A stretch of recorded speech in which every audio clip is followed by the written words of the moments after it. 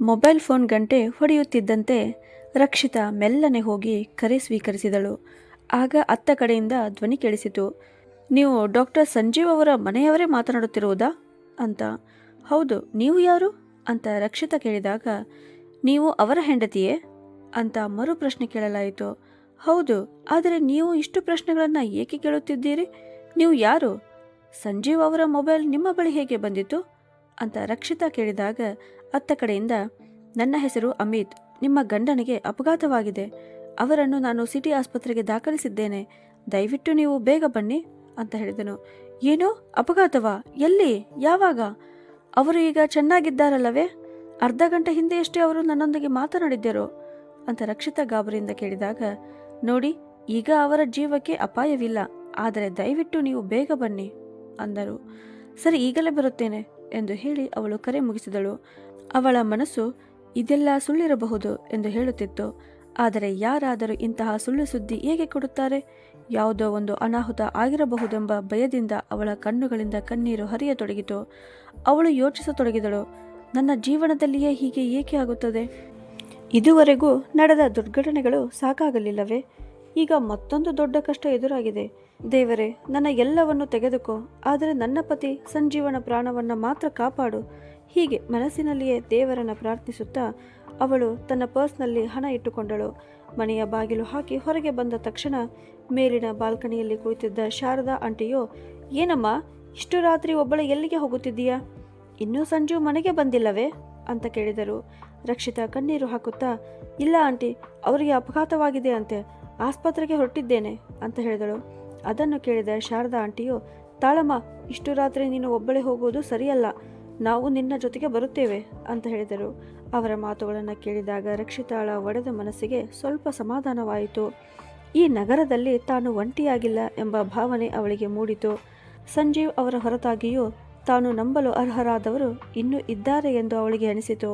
ನಿಜವಾಗಿಯೂ ಶಾರದಾ ಆಂಟಿ ಅವಳಿಗೆ ತಾಯಿಯಂತೆ ಇದ್ದರು. ಅವರು ರಕ್ಷಿತಾ ಮತ್ತು ಸಂಜೀವನ ಮನೆಯ ಮಾಲೀಕರಾಗಿದ್ದರು. ಅವರ ಮಕ್ಕಳು ವಿದೇಶದಲ್ಲಿ ನೆಲೆಸಿದ್ದರಿಂದ ಮನೆಯ ಒಂದು ಭಾಗವನ್ನು ಬಾಡಿಗೆಗೆ ಕೊಟ್ಟಿದ್ದರು. ಅವರು ರಕ್ಷಿತಾಳಿಗೆ ಎಂದಿಗೂ ಒಂಟಿತನದ ಅನುಭವವಾಗಲು ಬಿಡಲಿಲ್ಲ. ಇಂದೂ ಕೂಡ ಅವಳ ಮನಸ್ಥಿತಿಯನ್ನು ಅರ್ಥ ಮಾಡಿಕೊಂಡು ತಕ್ಷಣವೇ ಜೊತೆಗೆ ಬರಲು ಸಿದ್ಧರಾದರು. ಅಂಕಲ್ ತಮ್ಮ ಕಾರನ್ನು ತೆಗೆದುಕೊಂಡು ಬಂದರು. ನಂತರ ಮೂವರು ಆಸ್ಪತ್ರೆಗೆ ಹೊರಟರು. ಶಾರದಾ ಆಂಟಿ ಮತ್ತೆ ಮತ್ತೆ ರಕ್ಷಿತಾಳ ಭುಜದ ಮೇಲೆ ಕೈ ಇಟ್ಟು ಧೈರ್ಯ ಹೇಳುತ್ತಿದ್ದರು. ಸಂಜೀವ್ ಹೇಗಿರಬಹುದು? ಅವರಿಗೆ ಎಷ್ಟು ಗಾಯವಾಗಿರಬಹುದು? ಇಂತಹ ಅನೇಕ ಯೋಚನೆಗಳು ಅವಳ ಮನಸ್ಸಿನಲ್ಲಿ ಅಲೆಗಳಂತೆ ಎದ್ದೇಳುತ್ತಿದ್ದವು. ನಾನು ನಿಜವಾಗಿಯೂ ದುರಾದೃಷ್ಟವಂತಳೇನಾ? ಈ ಮಾತನ್ನು ಅವಳು ಜೀವನದಲ್ಲಿ ತನ್ನನ್ನೇ ತಾನು ಎಷ್ಟೋ ಬಾರಿ ಕೇಳಿಕೊಂಡಿದ್ದಳು. ಪ್ರತಿ ಕ್ಷಣವೂ ಅವಳಿಗೆ ಒಂದು ಬೆಟ್ಟದಷ್ಟು ಭಾರವಾಗಿ ಅನಿಸುತ್ತಿತ್ತು. ಕಾರು ಮುಂದೆ ಸಾಗುತ್ತಿದ್ದಂತೆ ಅವಳ ಹಳೆಯ ನೆನಪುಗಳು ಮನಸ್ಸಿನ ಬಾಗಿಲು ತಟ್ಟಿದವು. ಅವಳು ಹುಟ್ಟಿದ ಕೂಡಲೇ ಅವಳ ತಾಯಿ ಮೃತಪಟ್ಟಿದ್ದಳು. ಅಂದಿನಿಂದಲೇ ಅವಳ ಮೇಲೆ ದುರಾದೃಷ್ಟವಂತಳು, ಅನಿಷ್ಟ ಎಂಬ ಮುದ್ರೆ ಬಿದ್ದಿತ್ತು.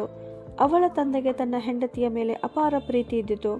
ಅವರು ಹೆಂಡತಿಯ ಅಗಲಿಕೆಯನ್ನು ಸಹಿಸಿಕೊಳ್ಳಲು ಆಗಲಿಲ್ಲ. ತಮ್ಮ ಹೆಂಡತಿಯ ಸಾವಿಗೆ ತಮ್ಮ ಪುಟ್ಟ ಮಗಳನ್ನೇ ಕಾರಣ ಎಂದು ಭಾವಿಸಿದರು. ಅಷ್ಟೇ ಅಲ್ಲ, ಇನ್ನು ಮುಂದೆ ನಾನು ಈ ಮಗುವಿನ ಮುಖವನ್ನೇ ನೋಡುವುದಿಲ್ಲ ಎಂದು ನಿರ್ಧಾರ ಮಾಡಿಕೊಂಡಿದ್ದರು.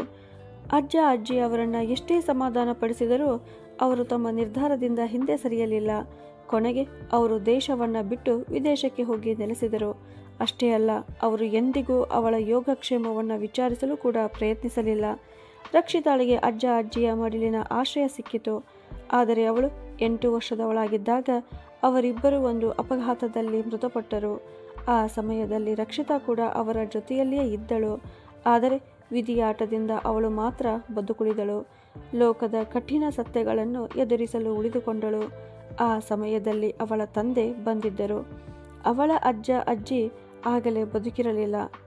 ಆಗ ಅವಳ ಏಕೈಕ ಚಿಕ್ಕಮ್ಮ ಈ ವಿಷಯವಾಗಿ ತಂದೆಯೊಂದಿಗೆ ಮಾತನಾಡಿದಾಗ ಅವರು ಅವಳ ಜವಾಬ್ದಾರಿಯನ್ನು ತೆಗೆದುಕೊಳ್ಳಲು ಸ್ಪಷ್ಟವಾಗಿ ನಿರಾಕರಿಸುತ್ತಾ, ಈ ಅನಿಷ್ಟದವಳಿಗೆ ನನ್ನ ಮನೆಯಲ್ಲಿ ಯಾವುದೇ ಜಾಗ ಇಲ್ಲ, ಈಗ ನೀನು ಅವಳನ್ನು ನಿನ್ನ ಮನೆಯಲ್ಲೇ ಇಟ್ಟುಕೋ ಅಥವಾ ಅನಾಥಾಶ್ರಮಕ್ಕೆ ಸೇರಿಸು ಅಂತ ಹೇಳಿದರು.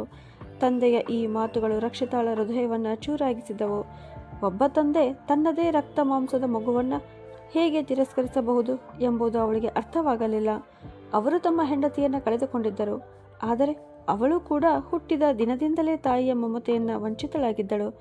ಕೊನೆಗೆ ಚಿಕ್ಕಮ್ಮ ಅವಳನ್ನು ತಮ್ಮ ಮನೆಗೆ ಕರೆದುಕೊಂಡು ಬಂದರು. ಆದರೆ ಅವಳ ದುಃಖದ ಜೀವನ ಅಲ್ಲಿಯೂ ಕೊನೆಗೊಳ್ಳಲಿಲ್ಲ. ಚಿಕ್ಕಮ್ಮ ಅವಳನ್ನು ಮನಃಪೂರ್ವಕವಾಗಿ ಒಪ್ಪಿಕೊಂಡರು. ಆದರೆ ಅವರ ಮಕ್ಕಳು ಅವಳನ್ನು ಶಾಶ್ವತವಾಗಿ ತಮ್ಮ ಜೊತೆ ಇಟ್ಟುಕೊಳ್ಳುವುದನ್ನು ಒಪ್ಪಲಿಲ್ಲ. ಚಿಕ್ಕಮ್ಮ ತನ್ನ ಮಗಳು ಪಿಂಕಿಗೆ ರಕ್ಷಿತಾಳೊಂದಿಗೆ ಒಂದೇ ಕೊಠಡಿಯಲ್ಲಿ ಇರಬೇಕೆಂದು ಹೇಳಿದಾಗ ಅವಳು ಕೋಪದಿಂದ, ನನಗೆ ಒಬ್ಬಳೇ ಓದುವ ಅಭ್ಯಾಸ ಇದೆ, ಇವಳು ನನ್ನ ಜೊತೆ ಇದ್ದರೆ ನಾನು ಓದಲು ಆಗುವುದಿಲ್ಲ, ನನ್ನ ಕೊಠಡಿಯಲ್ಲಿ ಜಾಗ ಇಲ್ಲ ಅಂತ ಹೇಳಿದಳು. ಒಂದು ವೇಳೆ ರಕ್ಷಿತಾ ತಪ್ಪಾಗಿ ಪಿಂಕಿ ಅಥವಾ ಚಿಕ್ಕಮ್ಮನ ಮಗ ಪವನ್ ಅವರ ಯಾವುದೇ ವಸ್ತುವನ್ನು ಮುಟ್ಟಿದರೂ ಅವರು ಅವಳನ್ನು ಹೊಡೆಯುತ್ತಿದ್ದರು. ಚಿಕ್ಕಪ್ಪನಿಗೂ ರಕ್ಷಿತಾಳ ಬಗ್ಗೆ ವಿಶೇಷ ಕಾಳಜಿ ಇರಲಿಲ್ಲ. ಅವರು ಹೆಂಡತಿಯ ತವರಿನಿಂದ ಬರುವ ಉಡುಗೊರೆಗಳನ್ನು ಸಂತೋಷದಿಂದ ಸ್ವೀಕರಿಸುತ್ತಿದ್ದರು. ಆದರೆ ಅದೇ ತವರಿನವರ ಯಾವುದೇ ಸಣ್ಣ ಜವಾಬ್ದಾರಿಯನ್ನು ತೆಗೆದುಕೊಳ್ಳಲು ಇಷ್ಟಪಡದವರಲ್ಲಿ ಒಬ್ಬರಾಗಿದ್ದರು. ಮೇಲಾಗಿ ರಕ್ಷಿತಾಳ ಜವಾಬ್ದಾರಿ ಕೆಲವೇ ದಿನಗಳದ್ದಲ್ಲ, ಜೀವನ ಪೂರ್ತಿಯದ್ದಾಗಿತ್ತು. ಅದನ್ನು ನಿಭಾಯಿಸುವುದು ಸುಲಭದ ವಿಷಯವಾಗಿರಲಿಲ್ಲ. ಆ ಕಾರಣದಿಂದ ಅವರು ಚಿಕ್ಕಮ್ಮನ ಮೇಲೆ ಅಸಮಾಧಾನ ಹೊಂದತೊಡಗಿದರು. ಒಂದು ದಿನ ರಕ್ಷಿತಾಳು ಚಿಕ್ಕಪ್ಪ ಚಿಕ್ಕಮ್ಮನಿಗೆ ಹೇಳುತ್ತಿದ್ದ ಮಾತುಗಳನ್ನು ಕೇಳಿದಳು. ಇವಳ ತಂದೆಯೇ ಇವಳ ಜವಾಬ್ದಾರಿ ತೆಗೆದುಕೊಳ್ಳುವುದಿಲ್ಲ ಎಂದ ಮೇಲೆ ನಿನಗೆ ಏನೂ ಅಗತ್ಯ ಇತ್ತು ಈ ಹೊರೆ ಹೊತ್ತಿಕೊಳ್ಳಲು? ನಾವು ಯಾವ ದೊಡ್ಡ ಶ್ರೀಮಂತರೂ ಅಲ್ಲ, ನಮ್ಮ ಸಂಪಾದನೆ ನಮ್ಮ ಮಕ್ಕಳಿಗಷ್ಟೇ ಸಾಕಾಗುತ್ತದೆ. ಈಗ ಇವಳ ಖರ್ಚನ್ನು ಯಾರು ನೋಡಿಕೊಳ್ಳುತ್ತಾರೆ ಅಂತ ಚಿಕ್ಕಮ್ಮ ಮೌನವಾಗಿದ್ದರು. ಆ ದಿನ ರಕ್ಷಿತಾ ತನ್ನ ಮುಖವನ್ನು ಮೊಣಕಾಲುಗಳಲ್ಲಿ ಮುಚ್ಚಿಕೊಂಡು ಬಹಳ ಹೊತ್ತು ಅತ್ತಳು. ನಾನು ನಿಜವಾಗಿಯೂ ಅನಿಷ್ಟವೇ ಇರಬೇಕು, ಅದಕ್ಕೆ ನನಗೆ ಅಮ್ಮ ಅಪ್ಪನ ಪ್ರೀತಿ ಸಿಗಲಿಲ್ಲ ಅಂತ. ಅಮ್ಮ ಇರಲಿಲ್ಲ, ಆದರೆ ಅಪ್ಪ ಬದುಕಿದ್ದರೂ ನನ್ನನ್ನು ಸತ್ತವಳಂತೆ ಮರೆತು ಬಿಟ್ಟರು. ಅಜ್ಜ ಅಜ್ಜಿಯ ಆಶ್ರಯವು ನನ್ನಿಂದ ಕಸಿದು ಹೋಯಿತು. ಈಗ ಚಿಕ್ಕಮ್ಮ ನನ್ನ ಖಾಲಿ ಬದುಕಿನಲ್ಲಿ ಸ್ವಲ್ಪ ಸಂತೋಷ ತುಂಬಲು ಪ್ರಯತ್ನಿಸಿದರೂ ಅವರ ಮನೆಯ ಸಂತೋಷಕ್ಕೂ ನನ್ನ ಕಾರಣದಿಂದಲೇ ಕಷ್ಟಗಳು ಎದುರಾಗತೊಡಗಿದವು. ಇದಕ್ಕೆ ತಾನೇ ಕಾರಣ ಎಂಬ ಅರಿವು ರಕ್ಷಿತಾಳಿಗೆ ಆಗಿತ್ತು. ಆದರೆ ಅವಳು ಬಯಸಿದರೂ ಏನು ಮಾಡಬಹುದಿತ್ತು? ತನ್ನ ಏಕೈಕ ಆಶ್ರಯವನ್ನ ಬಿಟ್ಟು ಹೊರಟರೂ ಹೋಗಲು ಅವಳಿಗೆ ಬೇರೆ ಯಾವ ಸ್ಥಳವೂ ಇರಲಿಲ್ಲ. ಚಿಕ್ಕಮ್ಮನ ಇಬ್ಬರು ಮಕ್ಕಳು ನಗರದ ಪ್ರತಿಷ್ಠಿತ ಶಾಲೆಯಲ್ಲಿ ಓದುತ್ತಿದ್ದರು. ಆದರೆ ರಕ್ಷಿತಾಳ ಬಟ್ಟೆ ಮತ್ತು ಪುಸ್ತಕಗಳ ಖರ್ಚನ್ನು ಉಳಿಸಲು ಅವಳ ಚಿಕ್ಕಪ್ಪ ರಕ್ಷಿತಾಳನ್ನು ಸರ್ಕಾರಿ ಶಾಲೆಯಲ್ಲಿ ಸೇರಿಸಿದರು. ಚಿಕ್ಕಪ್ಪನ ಸೂಚನೆಯಂತೆ ಮನೆಯಲ್ಲಿದ್ದ ಕೆಲಸದಾಕೆಯನ್ನು ಕೆಲಸದಿಂದ ತೆಗೆದುಹಾಕಲಾಯಿತು. ಆ ನಂತರ ಮನೆಯ ಎಲ್ಲ ಕೆಲಸಗಳ ಜವಾಬ್ದಾರಿ ಚಿಕ್ಕಮ್ಮ ಮತ್ತು ರಕ್ಷಿತಾಳ ಮೇಲೆಯೇ ಬಂದಿತ್ತು. ಬೆಳಗ್ಗೆ ಅವಳು ಬೇಗ ಎದ್ದು ಚಿಕ್ಕಮ್ಮನಿಗೆ ಮನೆಯ ಕೆಲಸಗಳಲ್ಲಿ ಸಹಾಯ ಮಾಡುತ್ತಿದ್ದಳು. ಉಳಿದ ಕೆಲಸಗಳನ್ನು ಶಾಲೆಯಿಂದ ಹಿಂತಿರುಗಿದ ನಂತರ ಮಾಡುತ್ತಿದ್ದಳು. ಆದರೆ ಚಿಕ್ಕಮ್ಮನ ಇಬ್ಬರು ಮಕ್ಕಳು ತಮ್ಮ ಕೈಯಿಂದ ಒಂದು ಲೋಟ ನೀರು ಕುಡಿಯುವುದಕ್ಕೂ ಸಿದ್ಧರಿರಲಿಲ್ಲ.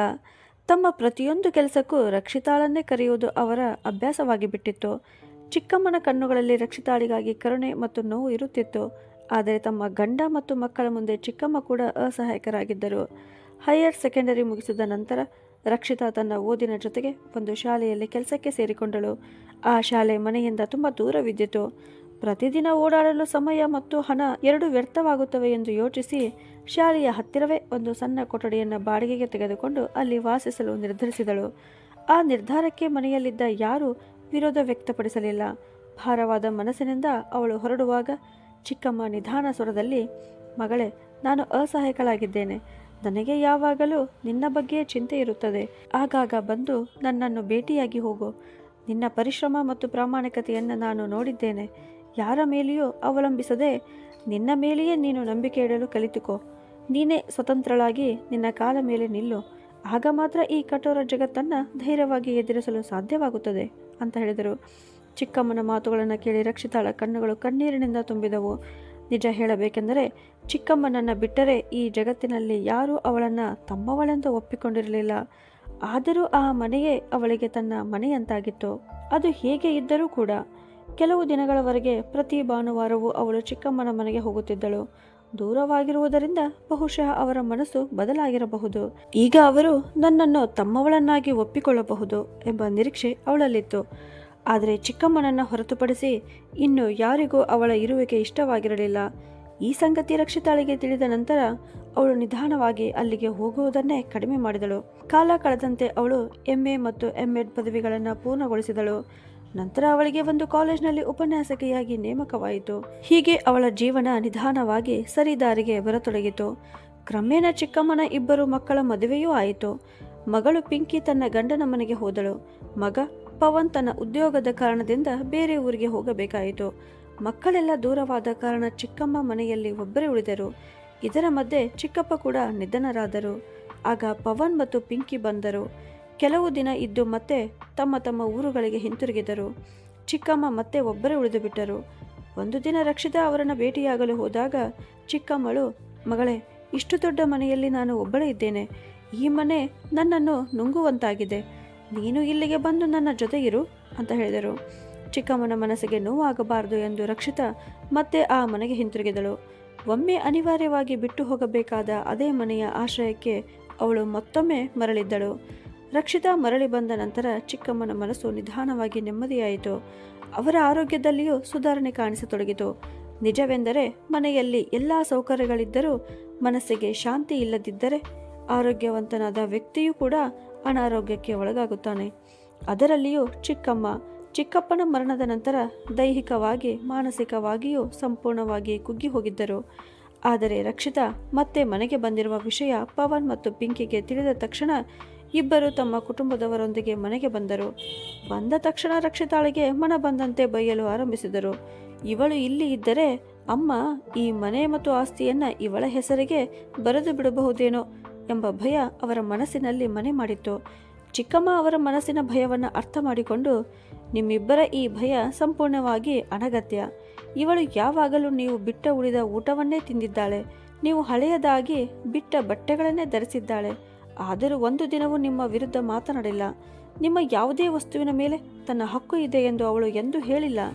ಈಗ ತನ್ನ ಸ್ವಂತ ಪರಿಶ್ರಮದಿಂದ ತನ್ನ ದಾರಿಯನ್ನು ಕಂಡುಕೊಂಡು ಆ ದಾರಿಯಲ್ಲಿ ಧೈರ್ಯವಾಗಿ ನಡೆಯುತ್ತಿರುವ ಅವಳು ನಿಮ್ಮ ಈ ಹಾಳಾದ ಮನೆಯ ಮೇಲೆ ಏಕೆ ಕಣ್ಣು ಹಾಕುತ್ತಾಳೆ? ಮಕ್ಕಳೇ, ತಮ್ಮ ಕಾಲು ಮರಳಿನ ಮೇಲೆ ನಿಂತಿರುವವರೆಗೆ ತಮ್ಮ ಕಾಲಿನ ಕೆಳಗಿನ ಮರಳು ಜಾರಿ ಬಿಡುವ ಭಯ ಇರುತ್ತದೆ. ಇನ್ನೊಂದು ವಿಷಯವನ್ನು ನಿಮಗೆ ಹೇಳುವುದು ನನ್ನ ಕರ್ತವ್ಯ. ರಕ್ಷಿತಾ ತನ್ನ ಇಚ್ಛೆಯಿಂದ ಇಲ್ಲಿ ಬಂದಿಲ್ಲ. ನಾನೇ ಅವಳನ್ನು ಕರೆಸಿಕೊಂಡಿದ್ದೇನೆ. ನಿಜ ಹೇಳಬೇಕೆಂದರೆ ನಿಮ್ಮಿಂದ ನನಗೆ ಇಂತಹ ವರ್ತನೆ ನಿರೀಕ್ಷೆ ಇರಲಿಲ್ಲ. ನಿಮ್ಮ ಈ ಕಠೋರ ನಡವಳಿಕೆ ನನ್ನ ಮನಸ್ಸಿಗೆ ತುಂಬ ನೋವು ಕೊಟ್ಟಿದೆ. ನಿಮ್ಮಿಬ್ಬರಲ್ಲಿ ಒಬ್ಬರಾದರೂ ಅಮ್ಮ ನಮ್ಮ ಜೊತೆ ಬಂದು ಇರಿ, ಇಲ್ಲಿ ಒಬ್ಬರೇ ಹೇಗೆ ಇರುತ್ತೀರಿ ಎಂದು ಕೇಳಲಿಲ್ಲ. ಬಹುಶಃ ನಿಮಗೆ ನಿಮ್ಮ ಸ್ವಾತಂತ್ರ್ಯವೇ ಹೆಚ್ಚು ಮುಖ್ಯವಾಗಿದೆ. ಇಂದು ನಿಮ್ಮ ವರ್ತನೆ ನೋಡಿದ ಮೇಲೆ ನಿಮಗಿಂತ ರಕ್ಷಿತಾ ನನಗೆ ಹೆಚ್ಚು ಹತ್ತಿರದವಳು ಎಂದು ಹೇಳಲು ನನಗೆ ಯಾವುದೇ ಸಂಕೋಚವಿಲ್ಲ. ನೀವು ನನ್ನ ಸ್ವಂತ ಮಕ್ಕಳು. ಆದರೂ ನೀವು ಎಂದಿಗೂ ನನ್ನ ಮನಸ್ಸನ್ನು ಅರ್ಥ ಮಾಡಿಕೊಳ್ಳಲು ಪ್ರಯತ್ನಿಸಲಿಲ್ಲ. ಇವಳು ನಿಮ್ಮ ಸ್ವಂತ ದೊಡ್ಡಮ್ಮನ ಮಗಳು. ಇವಳೊಂದಿಗೆ ಪ್ರೀತಿಯಿಂದ ಎರಡು ಮಾತನಾಡಲು ಕೂಡ ನಿಮಗೆ ಆಗಲಿಲ್ಲವೇ? ನನ್ನ ನಿರ್ಧಾರಕ್ಕೂ ನೀವು ಗೌರವ ಕೊಡಲಿಲ್ಲ. ನೀವು ಯಾವಾಗಲೂ ಪಡೆಯುವುದನ್ನೇ ಬಯಸಿದ್ದೀರಿ, ಆದರೆ ಕೊಡುವುದನ್ನು ಕಲಿತಿಲ್ಲ. ಅಹಂಕಾರದ ಕಾರಣದಿಂದ ಪ್ರೀತಿ ಎಂದಿಗೂ ಏಕಪಕ್ಷವಾಗಿರುವುದಿಲ್ಲ ಎಂಬ ಸತ್ಯವನ್ನು ನೀವು ಮರೆತಿದ್ದೀರಿ. ನಿಮ್ಮ ಬಗ್ಗೆ ನನ್ನ ಕರ್ತವ್ಯವನ್ನು ನಾನು ಸಂಪೂರ್ಣವಾಗಿ ನೆರವೇರಿಸಿದ್ದೇನೆ. ಈಗ ನನ್ನ ಈ ಮಗಳ ಮೇಲೆಯೂ ನನ್ನ ಕರ್ತವ್ಯವನ್ನು ನೆರವೇರಿಸಲು ನಾನು ಬಯಸಿದ್ದರೆ ಅದಕ್ಕೆ ನಿಮಗೆ ಏಕೆ ಆಕ್ಷೇಪ ಅಂತ ಚಿಕ್ಕಮ್ಮ ಆತ್ಮವಿಶ್ವಾಸದಿಂದ ಹೇಳಿದ ಈ ಮಾತುಗಳನ್ನು ಕೇಳಿ ರಕ್ಷಿತಾ ಮಾತ್ರವಲ್ಲ, ಪವನ್ ಮತ್ತು ಪಿಂಕಿ ಇಬ್ಬರೂ ಮಾತೇ ಬಾರದಂತೆ ನಿಂತರು. ಆ ದಿನ ಚಿಕ್ಕಮ್ಮ ಅವರ ಬಾಯಿ ಮುಚ್ಚಿಸಿದ್ದರು. ಆದರೆ ಅವರ ಮನಸ್ಸಿನೊಳಗೆ ತನ್ನ ಬಗ್ಗೆ ಇದ್ದ ದ್ವೇಷದ ಬೆಂಕಿ ಇನ್ನೂ ಆರಿಲ್ಲ ಎಂಬುದನ್ನು ರಕ್ಷಿತಾ ಸ್ಪಷ್ಟವಾಗಿ ಅರಿತುಕೊಂಡಳು. ಅವಳು ಬಹಳ ಹಿಂದೆಯೇ ಅವರ ಜೀವನದಿಂದ ದೂರ ಹೋಗಿಬಿಡಬೇಕೆಂದು ಯೋಚಿಸಿದ್ದಳು. ಆದರೆ ಚಿಕ್ಕಮ್ಮನ ಪ್ರೀತಿಯೇ ಯಾವಾಗಲೂ ಅವಳ ಕಾಲಿಗೆ ಸಂಕೋಲೆಯಾಗಿ ಅವಳನ್ನು ಬಿಟ್ಟು ಹೋಗದಂತೆ ತಡೆಯುತ್ತಿತ್ತು. ಪಿಂಕಿ ಮತ್ತು ಪವನ್ ತನ್ನನ್ನು ಏಕೆ ಇಷ್ಟೊಂದು ದ್ವೇಷಿಸುತ್ತಾರೆ ಎಂಬುದು ರಕ್ಷಿತಾಳಿಗೆ ಎಂದಿಗೂ ಅರ್ಥವಾಗುತ್ತಿರಲಿಲ್ಲ. ಬಾಲ್ಯದಲ್ಲಿ ಅವರಿಂದ ಸ್ವಲ್ಪ ಪ್ರೀತಿಯಾದರೂ ಸಿಗಲಿ ಎಂಬ ಆಸೆಯಿಂದ ಅವಳು ಅವರ ಬಟ್ಟೆಗಳಿಗೆ ಇಸ್ತ್ರಿ ಮಾಡುತ್ತಿದ್ದಳು, ಅವರ ಬೂಟುಗಳಿಗೆ ಪಾಲಿಶ್ ಹಾಕುತ್ತಿದ್ದಳು. ಅಷ್ಟೇ ಅಲ್ಲ, ಅವರ ಪ್ರತಿಯೊಂದು ಸಣ್ಣ ಪುಟ್ಟ ಕೆಲಸವನ್ನು ನಗು ನಗುತ್ತಾ ಮಾಡಿಕೊಡಲು ಪ್ರಯತ್ನಿಸುತ್ತಿದ್ದಳು. ಆದರೂ ಅವರು ಅವಳೊಂದಿಗೆ ಸರಿಯಾಗಿ ಮಾತನಾಡುತ್ತಿರಲಿಲ್ಲ. ಇಂದಿಗೂ ಅವಳಿಗೆ ಒಂದೇ ಘಟನೆ ಚೆನ್ನಾಗಿ ನೆನಪಿತ್ತು. ಒಮ್ಮೆ ದೀಪಾವಳಿಯ ಸಮಯದಲ್ಲಿ ಚಿಕ್ಕಮ್ಮ ತಮ್ಮ ಇಬ್ಬರು ಮಕ್ಕಳಿಗೆ ಹೊಸ ಬಟ್ಟೆಗಳನ್ನ ತರಲು ಹೋಗಿದ್ದರು. ಅವರ ಜೊತೆಗೆ ರಕ್ಷಿತಾಳಿಗೂ ಒಂದು ಹೊಸ ಡ್ರೆಸ್ ತೆಗೆದುಕೊಂಡು ಬಂದಿದ್ದರು. ಆದರೆ ರಕ್ಷಿತಾಳ ಡ್ರೆಸ್ ನೋಡಿದ ಕೂಡಲೇ ಮನೆಯಲ್ಲಿ ದೊಡ್ಡ ಗಲಾಟೆ ನಡೆಯಿತು. ಆ ಪರಿಸ್ಥಿತಿಯನ್ನು ನೋಡಿ ಚಿಕ್ಕಮ್ಮ ಕೂಡ ಕಣ್ಣೀರು ಹಾಕಿದರು. ಆ ದಿನದ ನಂತರ ರಕ್ಷಿತಾಳಿಗೆ ಯಾವಾಗಲೂ ಪಿಂಕಿ ಹಳೆಯದಾಗಿ ಬಿಟ್ಟ ಬಟ್ಟೆಗಳನ್ನೇ ಧರಿಸಲು ಕೊಡಲಾಗುತ್ತಿತ್ತು. ಅವು ಸ್ವಲ್ಪ ದೊಡ್ಡದಾಗಿದ್ದರೂ ಅಥವಾ ಚಿಕ್ಕದಾಗಿದ್ದರೆ ಚಿಕ್ಕಮ್ಮ ಅದನ್ನು ಕತ್ತರಿಸಿ ಹೊಲಿದು ಅವಳಿಗೆ ಸರಿ ಹೊಂದುವಂತೆ ಮಾಡುತ್ತಿದ್ದರು. ಕಾಲ ಮುಂದೆ ಸಾಗಿತ್ತು. ಆದರೆ ಆ ಕಹಿ ಸಿಹಿ ನೆನಪುಗಳು ಇಂದಿಗೂ ಅವಳ ಮನಸ್ಸನ್ನು ಚುಚ್ಚುತ್ತಲೇ ಇದ್ದವು. ಒಂದು ದಿನ ಅವಳು ಕಾಲೇಜ್ನಿಂದ ಮನೆಗೆ ಬಂದ ತಕ್ಷಣ ಬಾಗಿಲಿನ ಗಂಟೆ ಮೊಳಗಿತು. ಬಾಗಿಲು ತೆರೆದಾಗ ಎದುರಿಗೆ ಒಬ್ಬ ಯುವಕ ನಿಂತಿದ್ದ. ಅಷ್ಟರಲ್ಲಿ ಚಿಕ್ಕಮ್ಮ ಕೂಡ ಕೋಣೆಯಿಂದ ಹೊರಗೆ ಬಂದು, ಅಯ್ಯೋ ಮಗನೇ, ನೀನಾ? ಬಾ ಒಳಗೆ ಬಾ. ಎಂದು ಹೇಳುತ್ತಾ ಅವನನ್ನು ಒಳಗೆ ಕರೆದುಕೊಂಡು ಹೋದರು. ನಂತರ ರಕ್ಷಿತಾಳ ಕಡೆ ತಿರುಗಿ, ರಕ್ಷಿತಾ, ಇವನು ನನ್ನ ಬಾಲ್ಯದ ಗೆಳತಿ ಸುಶೀಲಾಳ ಮಗ ಸಂಜೀವ್. ಇವನು ಸರ್ಕಾರಿ ಆಸ್ಪತ್ರೆಯಲ್ಲಿ ವೈದ್ಯನಾಗಿದ್ದಾನೆ. ಇತ್ತೀಚೆಗೆ ಇಲ್ಲಿಗೆ ವರ್ಗಾವಣೆಯಾಗಿದೆ.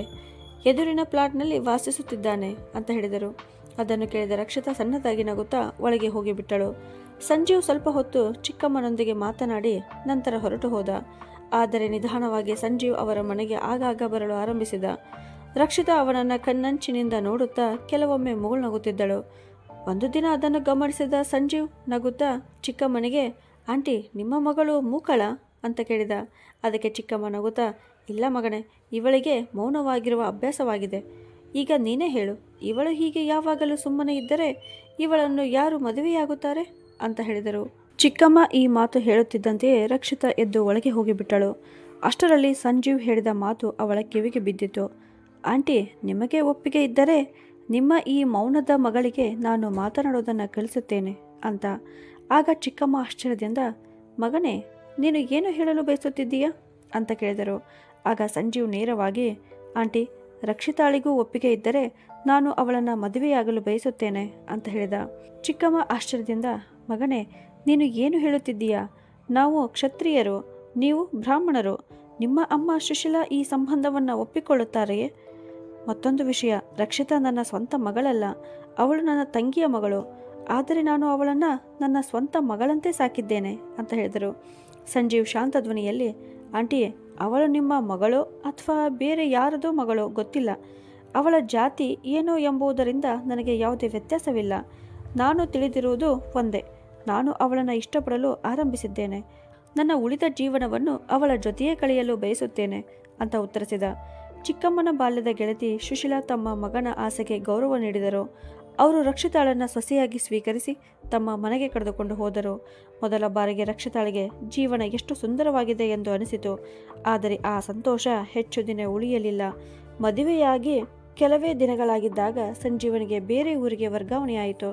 ಹೊಸ ಊರು, ಹೊಸ ಮನೆ, ಹೊಸ ವಾತಾವರಣ, ಇವೆಲ್ಲಕ್ಕೂ ರಕ್ಷಿತಾಳ ಮನಸ್ಸು ಹೊಂದಿಕೊಳ್ಳುತ್ತಿರಲಿಲ್ಲ. ಮೊದಲು ತನ್ನ ಕೆಲಸದ ಕಾರಣ ದಿನವಿಡೀ ಬ್ಯುಸಿಯಾಗಿರುತ್ತಿದ್ದಳು.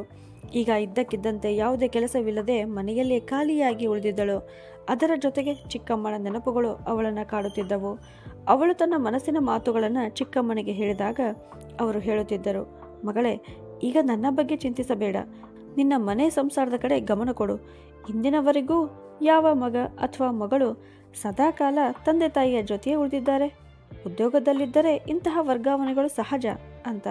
ಹೀಗೆ ನಿಧಾನವಾಗಿ ಮದುವೆಯಾಗಿ 1 ವರ್ಷ ಕಳೆಯಿತು. ಈಗ ರಕ್ಷಿತಾ ತಾಯಿಯಾಗಲಿದ್ದಳು. ಅವಳು ಇದೇ ಯೋಚನೆಗಳಲ್ಲಿ ಮುಳುಗಿದ್ದಾಗ ಇದ್ದಕ್ಕಿದ್ದಂತೆ ಬ್ರೇಕ್ ಹಾಕಿದ ಶಬ್ದ ಕೇಳಿಸಿತು.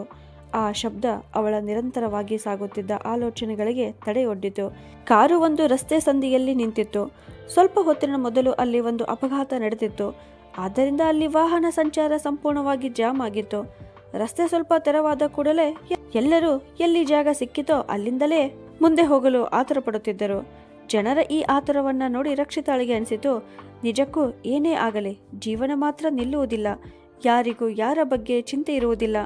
ಕಷ್ಟ ಯಾರಿಗೆ ಬರುತ್ತದೆಯೋ ಅದನ್ನು ಅನುಭವಿಸುವುದು, ಸಹಿಸುವುದು ಅವರೇ ಅಂತ. ಈ ಯೋಚನೆ ಬಂದ ಕೂಡಲೇ ಅವಳ ಹೃದಯದ ನೋವು ಮುಖದ ಮೇಲೆ ಸ್ಪಷ್ಟವಾಗಿ ಕಾಣಿಸಿತು. ಭಯ ಮತ್ತು ಆತಂಕದಿಂದ ಅವಳ ದೇಹವೆಲ್ಲ ಬೆವರಿನಲ್ಲಿ ನೆನೆದಿತ್ತು. ನಡುಗುವ ಧ್ವನಿಯಲ್ಲಿ ಅವಳು, ಆಂಟಿ, ಇನ್ನೆಷ್ಟು ದೂರ ಇದೆ ಆಸ್ಪತ್ರೆ ಅಂತ ಕೇಳಿದಳು. ಅದಕ್ಕೆ ಅಂಕಲ್ ಉತ್ತರಿಸಿದರು, ಮಗಳೇ, ಇನ್ನೇನು ತಲುಪುತ್ತಿದ್ದೇವೆ ಅಂತ. ಅವಳ ಸ್ಥಿತಿಯನ್ನು ಕಂಡ ಶಾರದಾ ಆಂಟಿ ಅವಳ ಕೈಯನ್ನು ತಮ್ಮ ಕೈಯಲ್ಲಿ ಹಿಡಿದು ಧೈರ್ಯ ತುಂಬಲು ಪ್ರಯತ್ನಿಸಿದರು. ಆಸ್ಪತ್ರೆಗೆ ತಲುಪಿದ ನಂತರ ಅವರು ರಿಸೆಪ್ಷನ್ನಲ್ಲಿ ವಿಚಾರಿಸುತ್ತಿದ್ದಾಗ ಫೋನ್ ಮಾಡಿದ್ದ ಅದೇ ವ್ಯಕ್ತಿ ಎದುರಿಗೆ ಬಂದರು. ಅವನು ಅವರನ್ನು ಸಂಜೀವ್ ಇದ್ದ ವಾರ್ಡ್ಗೆ ಕರೆದುಕೊಂಡು ಹೋದನು. ಸಂಜೀವ್ನ ತಲೆ, ಕೈ ಮತ್ತು ಕಾಲುಗಳಿಗೆ ಬ್ಯಾಂಡೇಜ್ ಕಟ್ಟಿರುವುದನ್ನು ನೋಡಿದ ಕೂಡಲೇ ರಕ್ಷಿತಾ ಪ್ರಜ್ಞೆ ತಪ್ಪಿ ಬೀಳುವಂತಾದಳು. ಶಾರದಾ ಆಂಟಿ ಹೇಗೋ ಅವಳನ್ನು ಹಿಡಿದು ಸಮಾಧಾನ ಪಡಿಸಿದರು. ಆ ಕ್ಷಣದಲ್ಲಿ ಫೋನ್ ಮಾಡಿದ್ದ ಆ ವ್ಯಕ್ತಿ ರಕ್ಷಿತಾಳಿಗೆ ದೇವದೂತನಂತೆಯೇ ಕಾಣಿಸಿದ. ಏಕೆಂದರೆ ಅವನು ಸಮಯಕ್ಕೆ ಸರಿಯಾಗಿ ಸಂಜೀವನನ್ನು ಆಸ್ಪತ್ರೆಗೆ ಕರೆ ತಂದು ಅವನ ಜೀವ ಉಳಿಸಲು ಸಹಾಯ ಮಾಡಿದ್ದನು. ಅಂಕಲ್ ವೈದ್ಯರೊಂದಿಗೆ ಮಾತನಾಡಿದಾಗ ಅವರು, ಈಗಲೇ ಏನನ್ನ ಖಚಿತವಾಗಿ ಹೇಳಲು ಸಾಧ್ಯವಿಲ್ಲ. ಸ್ವಲ್ಪ ತಡವಾಗಿದ್ದರೂ ಇವರನ್ನು ಉಳಿಸುವುದು ತುಂಬ ಕಷ್ಟವಾಗುತ್ತಿತ್ತು ಅಂತ ಹೇಳಿದರು. ಅಂಕಲ್ ಸಂಜೀವನ ಮೊಬೈಲ್ ಸಂಖ್ಯೆಯಿಂದ ಅವರ ತಂದೆ ತಾಯಿ ಮತ್ತು ರಕ್ಷಿತಾಳ ಚಿಕ್ಕಮ್ಮನಿಗೂ ಅಪಘಾತದ ವಿಷಯ ತಿಳಿಸಿದರು. ರಾತ್ರಿ 11 ಗಂಟೆ ಆಗಿತ್ತು. ಆದರೂ ಸಂಜೀವನಿಗೆ ಇನ್ನೂ ಪ್ರಜ್ಞೆ ಬಂದಿರಲಿಲ್ಲ. ಅಂಕಲ್ ರಕ್ಷಿತಾಳಿಗಾಗಿ ಏನೋ ತಿನ್ನಲು ತಂದುಕೊಟ್ಟರು.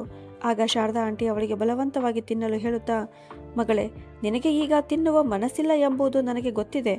ಆದರೆ ಇಂತಹ ಸಮಯದಲ್ಲಿ ಹೊಟ್ಟೆ ಖಾಲಿ ಇರುವುದು ನಿನಗೆ ಒಳ್ಳೆಯದಲ್ಲ. ನಿನ್ನ ಗರ್ಭದಲ್ಲಿ ಬೆಳೆಯುತ್ತಿರುವ ಮಗುವಿಗೂ ಒಳ್ಳೆಯದಲ್ಲ. ಚಿಂತಿಸಬೇಡ ಮಗಳೇ, ಸಂಜೀವ್ ಖಂಡಿತವಾಗಿ ಗುಣಮುಖನಾಗುತ್ತಾನೆ. ದೇವರು ಅವನ ರಕ್ಷಣೆ ಮಾಡುತ್ತಾರೆ ಅಂತ ಹೇಳಿದರು. ಸಂಜೀವನನ್ನು ICU ವಾರ್ಡ್ನಲ್ಲಿ ಇರಿಸಲಾಗಿತ್ತು. ಅವನು ವೈದ್ಯನಾಗಿದ್ದ ಕಾರಣ ಅವನಿಗೆ ವಿಶೇಷ ಕಾಳಜಿಯನ್ನು ನೀಡಲಾಗುತ್ತಿತ್ತು. ಆದರೆ ಆಸ್ಪತ್ರೆಯ ನಿಯಮದ ಪ್ರಕಾರ ICUನಲ್ಲಿ ಒಬ್ಬ ವ್ಯಕ್ತಿಗೆ ಮಾತ್ರ ಉಳಿಯಲು ಅನುಮತಿ ಇದ್ದಿತು. ಆಗ ರಾಮ್ ಗೋಪಾಲ್ ಅಂಕಲ್, ನಾನು ಇಲ್ಲೇ ಇರುತ್ತೇನೆ, ನೀನು ಮನೆಗೆ ಹೋಗು ಎಂದು ಹೇಳಿದರು. ಆದರೆ ರಕ್ಷಿತಾಳಿಗೆ ಸಂಜೀವನನ್ನು ಒಬ್ಬನನ್ನಾಗಿ ಬಿಟ್ಟು ಹೇಗೆ ಹೋಗಲು ಸಾಧ್ಯ? ಕೊನೆಗೆ ಶಾರದಾ ಆಂಟಿ ಮತ್ತು ಅಂಕಲ್ ಅವರು, ಯಾವುದೇ ಅಗತ್ಯವಿದ್ದರೂ ನಮಗೆ ಫೋನ್ ಮಾಡು, ನಾವು ತಕ್ಷಣ ಬರುತ್ತೇವೆ ಅಂತ ಹೇಳಿದರು. ಹೀಗೆ ಹೇಳಿ ಅವರು ಮನೆಗೆ ಹೋದರು. ಅವರು ಹೋದ ನಂತರ ರಕ್ಷಿತಾ ಸಂಜೀವನ ಹಾಸಿಗೆಯ ಪಕ್ಕದಲ್ಲಿದ್ದ ಬೆಂಚಿನ ಮೇಲೆ ಕುಳಿತುಕೊಂಡಳು. ಸಂಜೀವನ ದೇಹಕ್ಕೆ ಹಲವಾರು ಕೊಳವೆಗಳನ್ನು ಜೋಡಿಸಿರುವುದನ್ನು ನೋಡಿ ಅವಳ ಆತಂಕ ಮತ್ತಷ್ಟು ಹೆಚ್ಚಾಯಿತು. ಅಷ್ಟರಲ್ಲಿ ಅವಳ ಅತ್ತೆಯ ಮಾತುಗಳು ನೆನಪಾದವು. ಸೊಸೆ, ನನ್ನ ಅಮೂಲ್ಯ ನಿಧಿಯನ್ನು ನಿನಗೆ ಒಪ್ಪಿಸುತ್ತಿದ್ದೇನೆ. ನನ್ನ ಮಗನನ್ನು ನಿನ್ನ ಪ್ರಾಣಕ್ಕಿಂತಲೂ ಹೆಚ್ಚು ಕಾಪಾಡುತ್ತೀಯಾ ಎಂದು ನನಗೆ ನಂಬಿಕೆ ಇದೆ ಅಂತ. ಆದರೆ ಆ ಮಾತನ್ನು ನಾನು ಉಳಿಸಿಕೊಳ್ಳಲು ಸಾಧ್ಯವಾಗಲಿಲ್ಲ ಎಂದು ಯೋಚಿಸಿದ ತಕ್ಷಣ ಅವಳ ಕಣ್ಣೀರು ನಿಲ್ಲಲೇ ಇಲ್ಲ. ಆ ಕಣ್ಣೀರನ್ನು ಒರೆಸಲು ಅಲ್ಲಿ ಯಾರೂ ಇರಲಿಲ್ಲ. ಒಮ್ಮೆ ತನ್ನ ಹಣೆಯ ಮೇಲೆ ಒಂದು ಬೆವರಿನ ಹನಿ ಕಂಡರೂ ಗಾಬರಿಯಾಗುತ್ತಿದ್ದ ಸಂಜೀವ್ ಇಂದು ಅವಳ ಈ ಸ್ಥಿತಿಯ ಬಗ್ಗೆ ಅರಿವೇ ಇಲ್ಲದೆ ಪ್ರಜ್ಞಾಹೀನನಾಗಿ ಮಲಗಿದ್ದನು. ಈಗಲೇ ಏನನ್ನ ಹೇಳಲು ಸಾಧ್ಯವಿಲ್ಲ ಅಂತ ವೈದ್ಯರು ಹೇಳಿದ ಈ ಮಾತು ಅವಳ ಮನಸ್ಸಿನಲ್ಲಿ ಮತ್ತೆ ಮತ್ತೆ ಕೇಳಿಸುತ್ತಿತ್ತು. ನಾಳೆ ನನ್ನ ಮಾವ ಅತ್ತೆ ಬಂದಾಗ ನಾನು ಅವರ ಮುಖವನ್ನು ಹೇಗೆ ನೋಡಲಿ ಅಂತ ಅವಳು ಅಂದುಕೊಂಡಳು. ಅವಳ ಮನಸ್ಸಿನಲ್ಲಿ ಒಂದೇ ಪ್ರಾರ್ಥನೆ ಕೇಳಿಸುತ್ತಿತ್ತು. ದೇವರೇ, ನಾನು ಯಾವ ತಪ್ಪು ಮಾಡಿದ್ದೇನೆ? ನನಗೆ ಈ ಶಿಕ್ಷೆ ಏಕೆ ಕೊಡುತ್ತಿದ್ದೀಯಾ?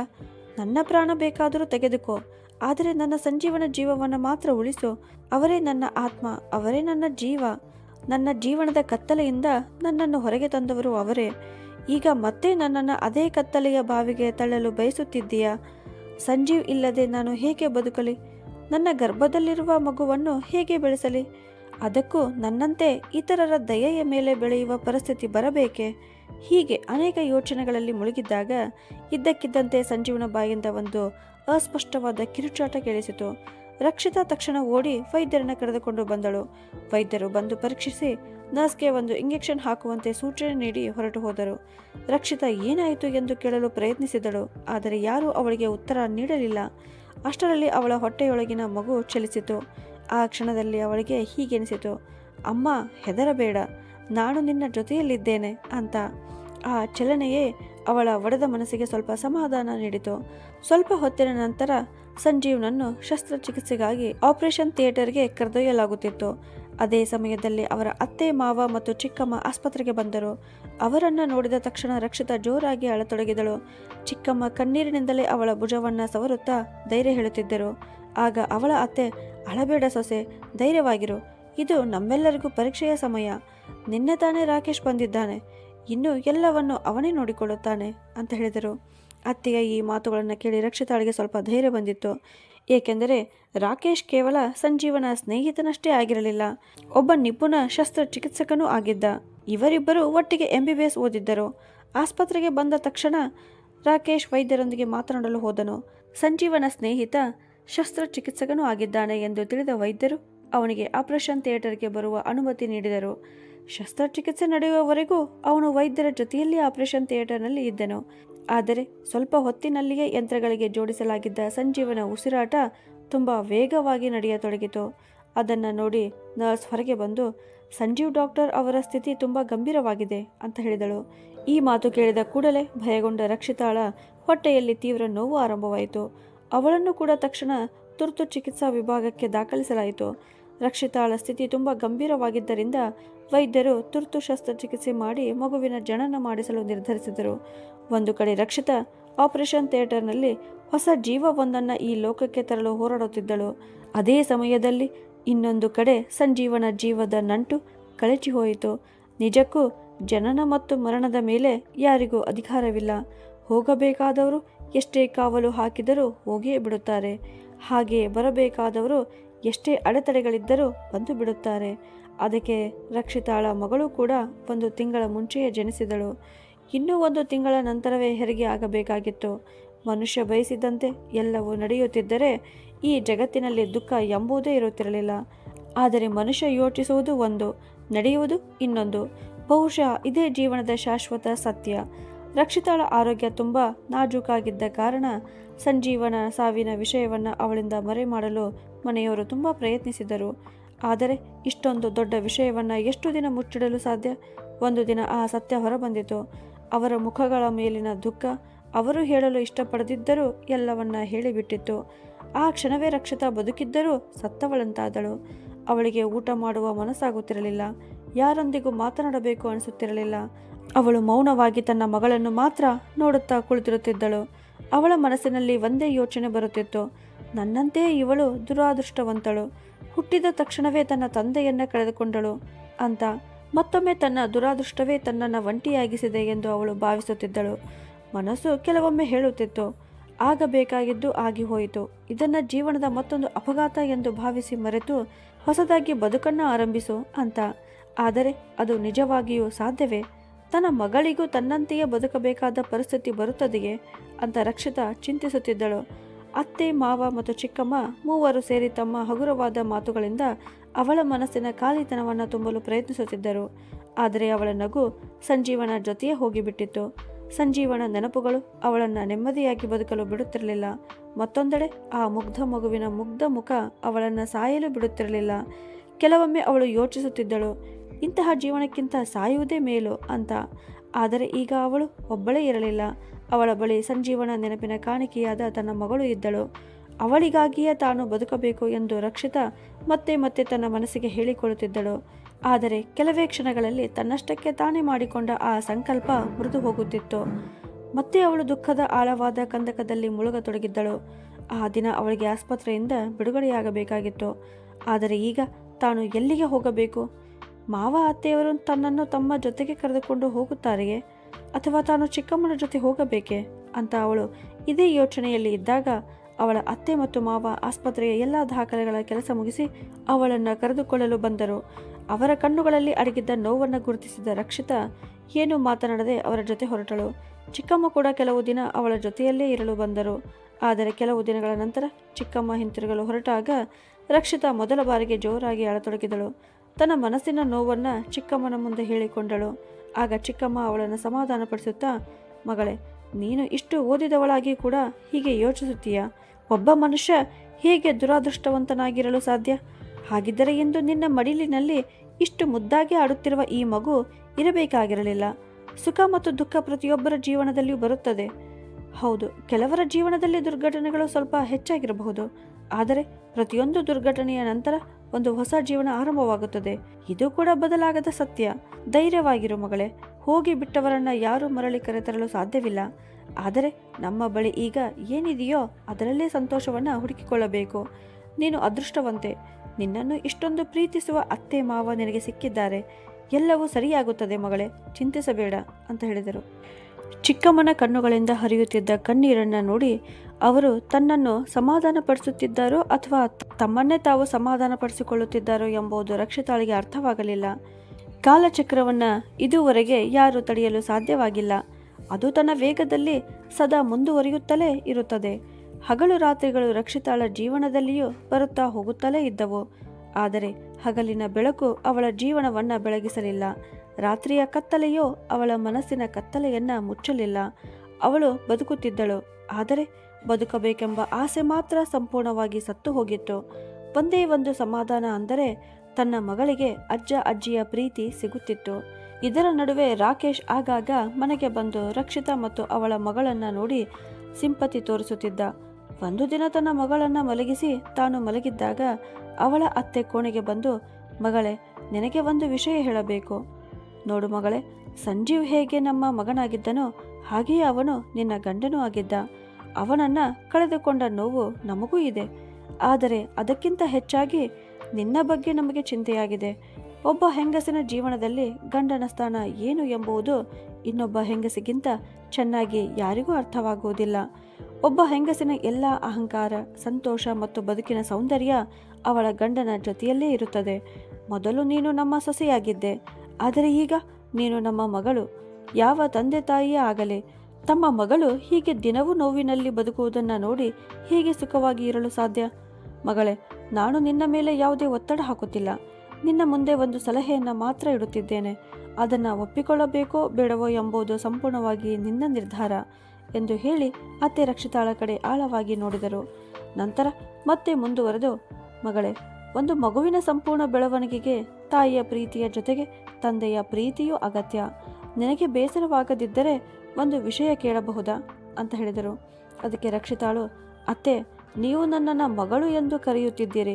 ಹಾಗಿದ್ದರೆ ಅನುಮತಿ ಏಕೆ ಕೇಳುತ್ತೀರಿ? ನೀವು ನನ್ನ ತಾಯಿಯೇ, ನಿಮಗೆ ಏನು ಬೇಕಾದರೂ ಕೇಳುವ ಹಕ್ಕಿದೆ ಅಂತ ಹೇಳಿದಳು. ಅದಕ್ಕೆ ಅವಳ ಅತ್ತೆ, ಮಗಳೇ, ರಾಕೇಶ್ ಬಗ್ಗೆ ನಿನಗೆ ಏನು ಅನಿಸುತ್ತದೆ? ನಿನಗೆ ಒಪ್ಪಿಗೆ ಇದ್ದರೆ ನಾನು ರಾಕೇಶ್ ಜೊತೆ ಈ ವಿಷಯವಾಗಿ ಮಾತನಾಡುತ್ತೇನೆ ಅಂತ ಕೇಳಿದರು. ಆ ಮಾತು ಕೇಳಿದ ರಕ್ಷಿತಾ ಆಶ್ಚರ್ಯದಿಂದ, ಅತ್ತೆ, ನೀವು ಏನು ಹೇಳುತ್ತಿದ್ದೀರಿ? ನಾನು ಈ ಬಗ್ಗೆ ಎಂದು ಯೋಚಿಸಿಲ್ಲ. ಸಂಜೀವ್ ಅವರ ಸ್ಥಾನವನ್ನು ನಾನು ಬೇರೆ ಯಾರಿಗೋ ಹೇಗೆ ಕೊಡಲಿ? ಅವರ ನೆನಪುಗಳನ್ನೇ ಆಧಾರ ಮಾಡಿಕೊಂಡು ನನ್ನ ಉಳಿದ ಜೀವನವನ್ನು ಕಳೆಯುತ್ತೇನೆ. ಆದರೆ ಮತ್ತೊಂದು ಮದುವೆ, ಅದರ ಬಗ್ಗೆ ನಾನು ಕನಸಿನಲ್ಲಿಯೂ ಯೋಚಿಸಲು ಸಾಧ್ಯವಿಲ್ಲ. ಮತ್ತೆ ನಿಮ್ಮ ಮೊಮ್ಮಗಳು ಇಲ್ಲದೆ ನೀವು ಇರಲು ಸಾಧ್ಯವೇ ಅಂತ ಹೇಳಿದಳು. ಅದಕ್ಕೆ ಅತ್ತೆ ಶಾಂತ ಧ್ವನಿಯಲ್ಲಿ, ಮಗಳೇ, ನಮ್ಮ ಮೊಮ್ಮಗಳು ಇಲ್ಲದೆ ಬದುಕುವುದು ನಮಗೆ ನಿಜವಾಗಿಯೂ ಸಾಧ್ಯವಿಲ್ಲ. ಆದರೆ ನಮ್ಮ ಸ್ವಾರ್ಥಕ್ಕಾಗಿ ನಿನ್ನ ಸಂತೋಷವನ್ನು ನಾವು ಬಲಿ ಕೊಡಬೇಕೆ? ಇಂತಹ ನಿರ್ಧಾರ ತೆಗೆದುಕೊಳ್ಳುವುದು ಸುಲಭವಲ್ಲ ಎಂಬುದು ನನಗೆ ಗೊತ್ತು. ಆದರೆ ಇಡೀ ಜೀವನವನ್ನು ಒಂಟಿಯಾಗಿ ಕಳೆಯುವುದು ತುಂಬ ಕಷ್ಟ. ಆದ್ದರಿಂದ ಯಾವುದೇ ನಿರ್ಧಾರ ತೆಗೆದುಕೊಳ್ಳುವ ಮೊದಲು ಚೆನ್ನಾಗಿ ಯೋಚಿಸು. ಮತ್ತೊಂದು ವಿಷಯ ಮರೆಯಬೇಡ, ಜೀವನ ಅಷ್ಟು ಸುಲಭವಲ್ಲ. ಅದರಲ್ಲೂ ಹೆಂಗಸಿನ ಜೀವನ ಇನ್ನೂ ಕಷ್ಟ. ಬದುಕಲು ಅನೇಕ ಹೊಂದಾಣಿಕೆಗಳನ್ನು ಮಾಡಬೇಕಾಗುತ್ತದೆ. ಕೆಲವೊಮ್ಮೆ ನಾವು ನಮ್ಮ ಇಚ್ಛೆಯಿಂದ ಹೊಂದಾಣಿಕೆ ಮಾಡಿಕೊಳ್ಳುತ್ತೇವೆ. ಇನ್ನು ಕೆಲವೊಮ್ಮೆ ಪರಿಸ್ಥಿತಿಯೇ ನಮ್ಮಿಂದ ಹಾಗೆ ಮಾಡಿಸುತ್ತದೆ. ನಾವಂತೂ ಈಗ ಮರದಲ್ಲಿ ಪೂರ್ತಿ ಹಣ್ಣಾದ ಹಣ್ಣಿನಂತಿದ್ದೇವೆ. ಯಾವಾಗ ಕೆಳಗೆ ಬೀಳುತ್ತೇವೆಯೋ ಗೊತ್ತಿಲ್ಲ. ರಾಕೇಶ್ ಬಗ್ಗೆ ನಮಗೆ ಚೆನ್ನಾಗಿ ಗೊತ್ತಿದೆ. ಅವನ ಕಣ್ಣುಗಳಲ್ಲಿ ನಿನ್ನ ಮೇಲೆಯೂ ನಮ್ಮ ಮೊಮ್ಮಗಳು ಸೂಚಿ ಮೇಲೂ ಇರುವ ನಿಜವಾದ ಪ್ರೀತಿಯನ್ನು ನಾನು ನೋಡಿದ್ದೇನೆ. ಸೂಚಿ ಕೇವಲ ನಮ್ಮ ಮೊಮ್ಮಗಳಲ್ಲ, ಅವಳು ಸಂಜೀವನ ಅಂಶವೂ ಹೌದು. ಅವಳಿಗೆ ಜೀವನದಲ್ಲಿ ಯಾವುದರ ಕೊರತೆಯೂ ಆಗಬಾರದು. ಯಾರ ಮುಂದೆ ಕೈ ಚಾಚುವ ಪರಿಸ್ಥಿತಿಯೂ ಬರಬಾರದು ಎಂದು ನಾವು ಬಯಸುತ್ತೇವೆ. ಮಗಳೇ, ಒಬ್ಬರು ನಮ್ಮನ್ನು ಬಿಟ್ಟು ಹೋದರೆ ಜೀವನ ನಿಂತು ಹೋಗುವುದಿಲ್ಲ. ಜೀವನ ಮುಂದೆ ಸಾಗಲೇಬೇಕು ಅಂತ ಇಷ್ಟೆಲ್ಲ ಹೇಳಿ ಅತ್ತೆ ಕಣ್ಣೀರಿನಿಂದ ಅಲ್ಲಿಂದ ಹೊರಟು ಹೋದರು. ಅವರ ಮಾತುಗಳನ್ನು ಕೇಳಿ ರಕ್ಷಿತಾಳ ಕಣ್ಣುಗಳಲ್ಲಿಯೂ ಕಣ್ಣೀರು ತುಂಬಿತು. ತಾನು ತನ್ನ ಸ್ವಂತ ತಾಯಿಯನ್ನು ಎಂದಿಗೂ ನೋಡಿರಲಿಲ್ಲ. ಆದರೆ ಚಿಕ್ಕಮ್ಮನಿಂದ ತಾಯಿಯ ಪ್ರೀತಿಯನ್ನು ಪಡೆದಿದ್ದಳು. ಈಗ ಅತ್ತೆಯಿಂದಲೂ ಅದೇ ತಾಯಿಯ ಮಮತೆ ಸಿಕ್ಕಿರುವುದು ಅವಳ ಜೀವನದ ಅತ್ಯಂತ ದೊಡ್ಡ ಭಾಗ್ಯವಾಗಿತ್ತು. ತನ್ನ ತಂದೆ ನೀನೇ ನಿನ್ನ ತಾಯಿಯ ಸಾವಿಗೆ ಕಾರಣ ಎಂದು ಹೇಳಿ ಅವಳ ಮೇಲೆ ಅನಿಷ್ಟ ಎಂಬ ಮುದ್ರೆ ಹಾಕಿದ್ದರು. ಆದರೆ ಇಂದು ಅವಳ ಅತ್ತೆ ತಮ್ಮ ಅಪಾರ ಪ್ರೀತಿಯಿಂದ ಆ ಅನಿಷ್ಟದ ಕಳಂಕವನ್ನೆಲ್ಲ ತೊಳೆದು ಹಾಕಿ ಅವಳನ್ನು ತಮ್ಮ ಸ್ವಂತ ಮಗಳಂತೆ ಸ್ವೀಕರಿಸಿ ಗೌರವ ನೀಡಿದ್ದರು. ಅಷ್ಟೇ ಅಲ್ಲ, ಅವಳ ಖಾಲಿ ಬದುಕಿನಲ್ಲಿ ಲೋಕದ ಎಲ್ಲ ಸಂತೋಷಗಳನ್ನು ತುಂಬಿ ಮತ್ತೆ ಅವಳ ಮುಖದಲ್ಲಿ ನಗುವನ್ನು ಕಾಣಬೇಕೆಂಬ ಆಸೆ ಅವರದಾಗಿತ್ತು. ಆದರೆ ರಕ್ಷಿತಾ ಈ ಸಲಹೆಯನ್ನು ಹೇಗೆ ಒಪ್ಪಿಕೊಳ್ಳುತ್ತಿದ್ದಳು? ಅವಳು ಮನಸಾರೆ ಪ್ರೀತಿಸಿದ್ದು ಸಂಜೀವನನ್ನು ಮಾತ್ರ. ರಾಕೇಶ್ ಜೊತೆ ಅವಳು ಅತ್ತೆಯ ಮಾತಿಗೆ ಗೌರವ ಕೊಟ್ಟು ಸಂಜೀವನ ಸ್ನೇಹಿತ ಎಂಬ ಕಾರಣಕ್ಕೆ ಮಾತ್ರ ಅವನ ಜೊತೆ ಹೊರಗೆ ಹೋಗುತ್ತಿದ್ದಳು. ಅದರ ಹೊರತಾಗಿ ಆ ದೃಷ್ಟಿಯಿಂದ ಅವನ ಬಗ್ಗೆ ಅವಳು ಎಂದಿಗೂ ಯೋಚಿಸಿರಲಿಲ್ಲ.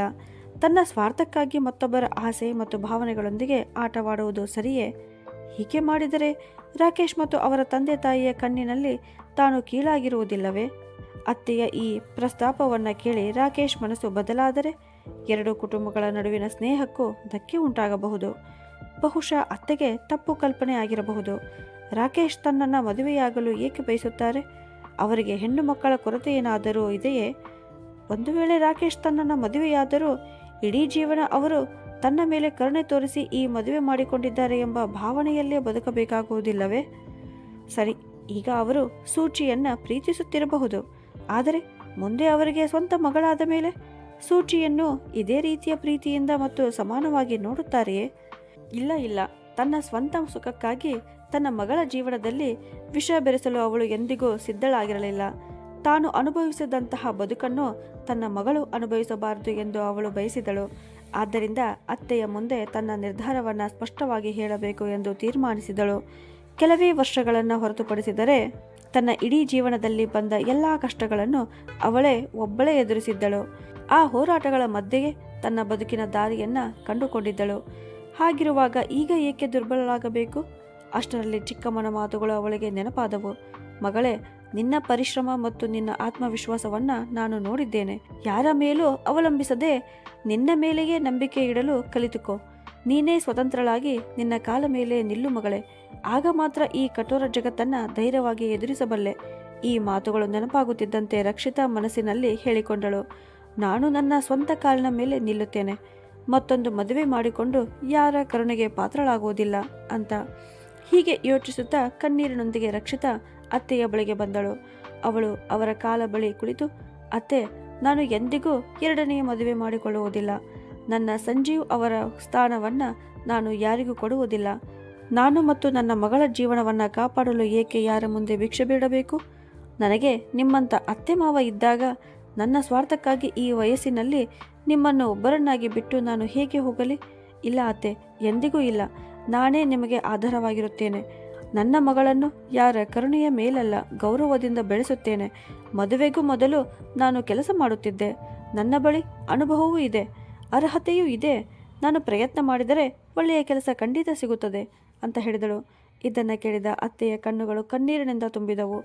ಆಗ ಅವರು ಪ್ರೀತಿಯಿಂದ, ಸರಿ ಮಗಳೇ, ನಿನ್ನ ಸಂತೋಷವೇ ನಮ್ಮ ಸಂತೋಷ. ದೇವರು ನಮ್ಮ ಜೊತೆ ಇರುವವರೆಗೂ ನಾವು ಸದಾ ನಿನ್ನ ಜೊತೆಯಲ್ಲೇ ಇರುತ್ತೇವೆ ಎಂದು ಹೇಳಿ ಅವರು ರಕ್ಷಿತಾಳನ್ನ ಪ್ರೀತಿಯಿಂದ ಅಪ್ಪಿಕೊಂಡರು. ಹಾಗಿದ್ದರೆ ಸ್ನೇಹಿತರೆ, ಕಥೆಯ ಕೊನೆಯಲ್ಲಿ ಅತ್ತೆಯ ಮಾತು ಕೇಳಿ ರಕ್ಷಿತಾ ಇನ್ನೊಂದು ಮದುವೆಗೆ ಒಪ್ಪಿಗೆ ನೀಡಲು ನಿರಾಕರಿಸಿದ್ದು ಸರಿಯಾಗಿತ್ತೇ? ಕಮೆಂಟ್ ಮಾಡಿ ನಿಮ್ಮ ಅಭಿಪ್ರಾಯವನ್ನು ತಿಳಿಸಿ. ಕತೆ ಇಷ್ಟವಾಗಿದ್ದರೆ ಒಂದು ಲೈಕ್ ಕೊಟ್ಟು ನಿಮ್ಮವರಿಗೆ ಶೇರ್ ಮಾಡಿ. ಕಥೆಯನ್ನು ಕರ್ನಾಟಕದ ಯಾವ ಊರಿನಿಂದ ನೋಡಿದಿರಿ ಅಂತಲೂ ತಿಳಿಸಿ. ಹಾಗೂ ಇದೇ ಥರ ಭಾವನಾತ್ಮಕ ಕಥೆಗಳನ್ನು ನೋಡಲು ನಮ್ಮ ಚಾನಲನ್ನು ಸಬ್ಸ್ಕ್ರೈಬ್ ಮಾಡಿ. ಧನ್ಯವಾದಗಳು.